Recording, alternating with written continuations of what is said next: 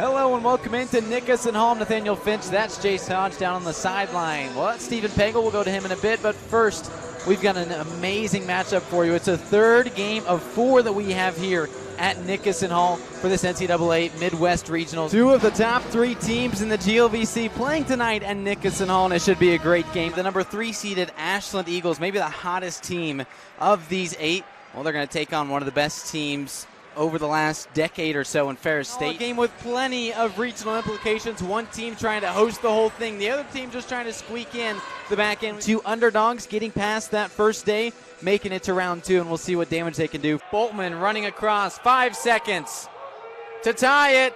Kicks it out for the win. No! Air ball, no! To the ground goes Erlini. And the Tritons celebrate. Williams, nope. Rebound straight. 3, Hayskamp, he got it! 1-point game and a timeout. A lot of purple jerseys, fires and hits from downtown. Jesse Bingham. 3-pointer straight away on the move, and he got it. What? Max Bjorklund. It's a 2-point game. And now Bingham says, hey, I'll take it in, and I'll let the slam go down. Kendrick Choa, flex your muscles. The lob and the slam. Bring it home. The second one from Dylan Peters. Inside, double team. The hook shot's a miss. Offensive board and a make. Whoa. Kendrick Choa. Do it all, my friend. Allowed them to get back in the game. Here's Vickers, a long 3. He's a little too strong on that one. Good to see him back in the game, though. How about Donovan Vickers? 20 points in just 22 minutes against Ferris State on Sunday. And 8 for 13 from behind the arc in the 2 games he's played in this tournament. He's really shooting the ball with confidence, just couldn't find that first one. Boltman reverse layup. How about that? Not only avoided the baseline, but then he did a great job to lay it in. He's been kind of neutralized in the 2 games here in the tournament. He's only scored 10 and 15 points against UIndy and Northern Michigan, respectively. But here, really looking for a shot early. Already shot the ball 4 times.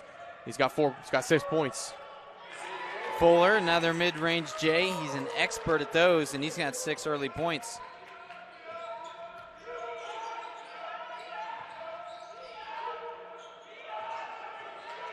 Here's a 3, wide open. Bryson Boltman's going to hit those 9 times out of 10 when it's a practice shot. Shows you why he's first-team all-conference, really making his name known. He's going to have his fingerprints all over this game if they come out on top. It's going to go down as one of the better McKendree players in the Bearcats' history. Been in Division II just since 2012 when they reclassified. First time that they're in the tournament. Ooh. Missing that look. That'll set up a Fuller 3, though. There's his first one of this tournament. And he absolutely buries it. Guy who shoots above 40% from 3 just doesn't settle for 3s. That's what I really, really like about his game. He doesn't settle, gets inside, gets to his spots, and makes defenders pay. That time just left wide open.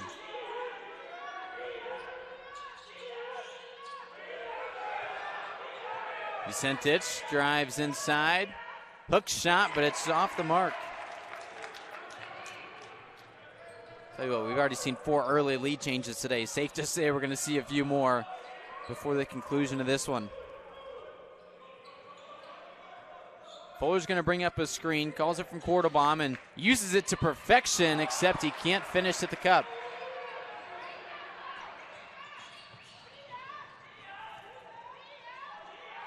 How about that? Boltman responds and ties it up. And already 11 points. Bryson Boltman doing an outstanding job getting to his spots. On the other end, Janir Harris gets fouled. Put him at the line for the 3-point opportunity. Let's take a look at this. Harris is a guy that can be one of these X factors. I mean, he can score the ball. He's just not really asked to score the ball as much. More of a defender and a rebounder, but making his points known. Umsel takes the 2-point lead, and it'll give us a chance to go down and talk to our sideline reporter. Boltman tried to control it, but instead gets stolen away. Here's the first 3 of the game for Sandquist, and he can't get it to go.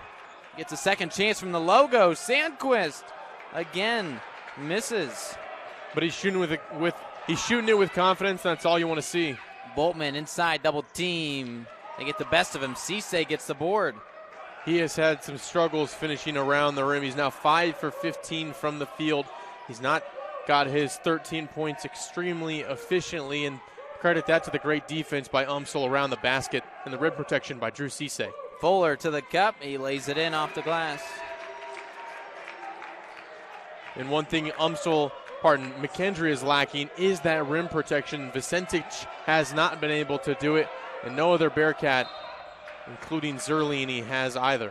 Cisse picks up his second foul of the contest. How about his game? Just 7 points, but he's got 6 rebounds, 2 assists.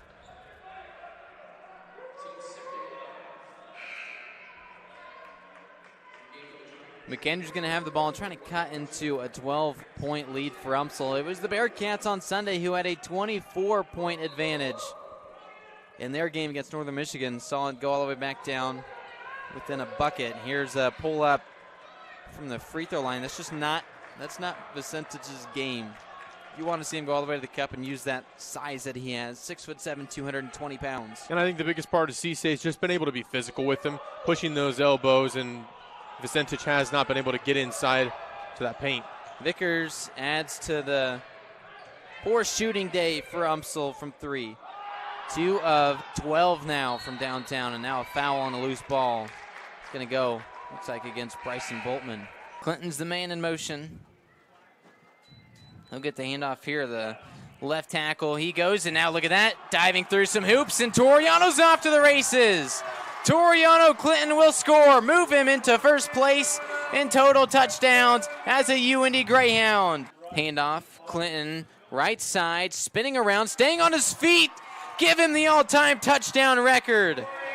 He surpasses Al McKellar with his 43rd touchdown rush of his UND career. Put him first in the record books. The end over end kick. Marquez Gillum gets this return, and he is off to the races. He's going to switch field position. Gillum, the fastest guy on the field. He's got 2 guys to beat. He's got Buchanan in front of him. Marquez Gillum cuts it back upfield and gets into pay dirt. Marquez Gillum into the end zone for 6. 3.5 to go in the game. Quick toss intercepted. Cavante Houston with 3 guys to beat. He'll get past 1. He'll get past 2. And he will go all the way. Cavante Houston puts the Greyhounds up 2 scores. Here's a 3rd down and 3. Very manageable. You can run the ball out of this. And they have a heavy run set formation here. An extra tight end to block. Oh, but they're going to get a free play. Throw the ball downfield. They do just that. They've got a guy open. Oh, almost caught one-handed incomplete. Still, even though Kamau Ransom can't get that catch, you know you get the free play in the first down because of that offsides. You love to see it for Indianapolis. Move the chains. Yeah, I'm glad they took that shot there. I mean, like you were saying, it was a free play. You almost connected with him, too. If it was a warm weather game, you might have pulled that in with a one-handed grab there on the sideline. The offsides moves the ball up the field 5 yards. They only needed 3 for the first down, so the spot will move it at the 26 with the first down and 10. You love those free play opportunities, and boy, if they would have made that catch, this stadium would have erupted. That was something that Connor Connett did very well during, when he played this season, so you got to think that's something that may have been passed down. 1st and 10, 2 backs in the backfield. We saw a streak the last time from Lee. They're going to go to the backfield, the running back instead with Buchanan. He gains 5 yards. I love these quick passes we're seeing, plenty of quick hits. Drew, you said it in the open to come into the second half. That's something that Truman State did so well in the first half, was these quick tosses that set up the big plays. UND's trying to pull that from their playbook. Yeah, and I think it worked. I mean, it worked very well for Truman State in the first half, and it's obviously working very well right now for the Greyhounds. They have everything rolling in their favor. 2nd and short from that 31-yard line. Heavy run set formation. Tight end, the blocking guy, and Ethan Hand in motion. Trying to jump this defense offsides again. Here's Buchanan, tries to cut through, and he breaks it away for another big one. Tripped up from behind, but get him to midfield. How about Jaquan Buchanan today? 11 touchdowns the last 3 games, and he's hungry for another one. To make the play to stop it was Kendall Hutchinson. You'll see him come in from behind and here in a moment. You see number 36 there. So he saved what could have been a touchdown, but for Buchanan, my goodness, now in enemy territory. He's really been the spark plug today for UIndy. He's really given the life and the energy they need to get things going. Oh, and he's got snow all over him. You know he loves that. 1st and 10 on the other side of the 50. Looking to throw, quick toss, caught, a gain of 4. Again, this is the same play selection over and over. Derek, just a quick hitch, a 5 and in, and it's worked because they keep getting these completions and slowly and surely moving the ball down to maybe a 3rd and short. That's where they take their shots. And you might think that long ball opportunity is coming pretty soon. How about Derek, his 6th reception today? I like what they're doing on the 1st and 2nd down, getting those little yards and just chipping away at these 1st downs. I mean, it's really been working here out of the 2nd half. Much different than the 1st half failed rushing attempts. Looking to throw, an open man, but he drops it. A little bit over the head of the shorter receiver in the 5'7", Jeremiah Lee. So it's an incomplete, but 3rd down and 7 is not too long. It's manageable. I think he heard the footsteps coming on that one and kind of got a little nervous trying to catch that ball on the sideline. Ryan Olivas has been a great player here, sophomore cornerback. Against UIndy last year, had 9 tackles and an interception, 2 pass breakups. He's had the Greyhounds number. Of course, that was with Bryce Stancomb throwing the ball, but he's been a good player for Truman State. And like you said, I think Lee probably heard his footsteps. 3rd down and 7, 46-yard line of the Bulldogs. Big play here, split formation, plenty of guys coming to rush. Quick toss, caught for a 1st down. Jeremiah Lee does it again. How about that throw from Conkling there? You see it right here. He drops back. He has just enough time to get the ball off here through 3 defenders. Perfect pass. Triple coverage. That's a terrible throw, guys. You can't throw into triple coverage. And he did, and it worked. And now the chains move inside the 30 to the 29-yard line. Better be lucky than good, right? Momentum completely in UIndy's favor. Luckily, they're also good. Let's see if they can show some of that talent here. Buchanan out of the backfield as a running back. Well covered, downfield, intercepted, and incomplete yet again. 3 times today, the Greyhounds have dropped balls that could have been touchdowns or very long throws. This time, they get luck, like you had mentioned, where it was bounced off the hands of the cornerback who put himself in perfect position, Ben Thomas. But just like what happened to the Greyhounds, these cold hands, they're like rocks out there, and you can't catch a ball with them. Yeah, they finally took their shot towards the end zone, and he had the receiver open in our tight end, Ethan Hand, but was underthrown there. And, I mean, Ethan Hand had his defender beat. He just needed a little bit more oomph in that ball, and he would have gotten to him. 2nd and 10 from that 29. Hands in motion. Buchanan, the running back, fakes the handoff. Conkling looking towards the middle, now to the boundary, now to the corner of the end zone, has a guy wide open, caught for a touchdown. Taking a big shot, but who cares? Alonzo Derrick, a point away from tying this one up. And that's what we've been talking about, right? We have check down, check down, check down. There's the long ball right there. Kiave Guerrier celebrating. Now everyone else on the sideline joining in on the fun is Alonzo Derrick with one heck of a play. And how about the find from Conkling?